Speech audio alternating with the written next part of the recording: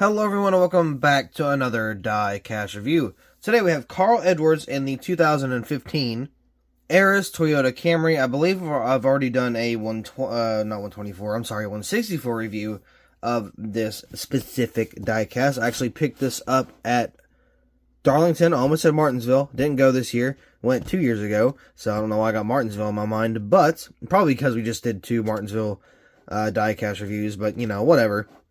Speaking of 124 reviews, we got a lot coming up. Here soon, I'm going to try to order a bunch more of the 124s for some projects. So we're going to get a lot more 24s into the studio, get reviewed, uploaded, and customized, all that fun stuff. And I've got another custom 124 project on the way. I say on the way because I got to get it shipped to somewhere and then have it painted, then shipped back, then start customizing it. So I'll get that done hopefully here soon. But today, again, we're looking at taking a look at Carl Edwards. First Carl Edwards 124 I believe I've ever owned, which isn't saying much. I really don't own a lot of 124s unless it's like Junior or Earnhardt or Bowman, you know, people like that. I don't really have a lot of just diecast for, or other than that, I guess. So, we're going to get this bad boy out of the box. Take a look at this old school packaging. This is how they used to come. Honestly, I kind of miss it. I really like these little foam-like blocks that they had the little top to. So yeah, we're going to take this out of the box. I've already got it unscrewed, I think. Yeah, I did. Okay. I know I had this out a while ago because I was going to do it without the diecast, or in the box. But I was like, you know what, I'll put it back in the box just to kind of, I don't know, take a look at the box too, because I haven't done a Edwards review yet, so I figured why not. So with me telling you that I've been doing some custom projects with ordering 124s, you may be wondering, is this specific Edwards car in danger of being customized? Yeah, that was kind of the whole point of buying it. So it's either going to be one of two things. I don't remember what race he won in 2015. I want to say it was Watkins Glen, but I'm pretty sure I'm wrong. I think it was like one race. No, it was Darlington. Yeah, it was, right? I think it was Darlington he won 2015. I don't know why I said Watkins Glen.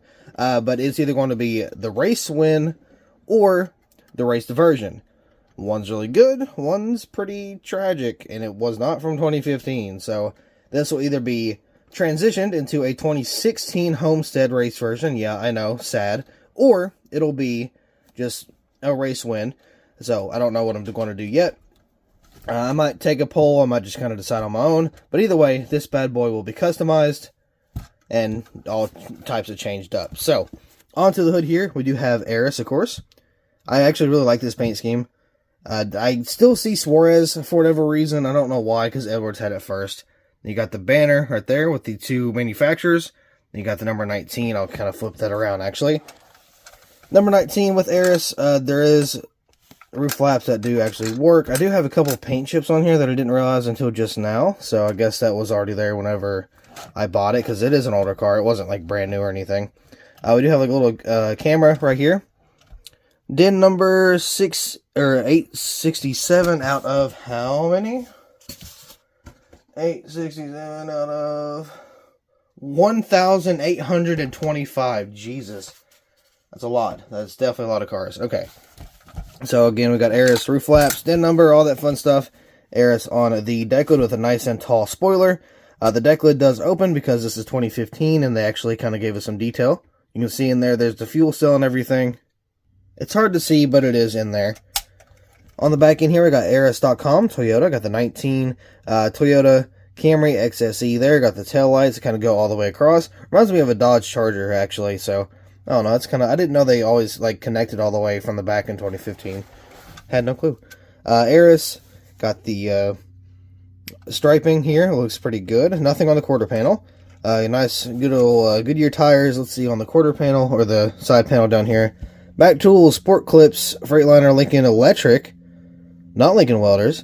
Sherwin-Williams, Simons, and Duzman, I think that's how you say that. Carl Edwards right there, that's a nice signature, I like that. I got the American flag, and I think that's the Don't Tread on Me thingy, the flag thing. I'm not really too sure. Toyota J5 Tactical and Subway. Got the 19 right there. Race card, NASCAR Sprint Cup Series. Coors Light Polo Award, Lincoln Welders, there we go, so we got Lincoln Welders, and Lincoln Electric, which is pretty interesting.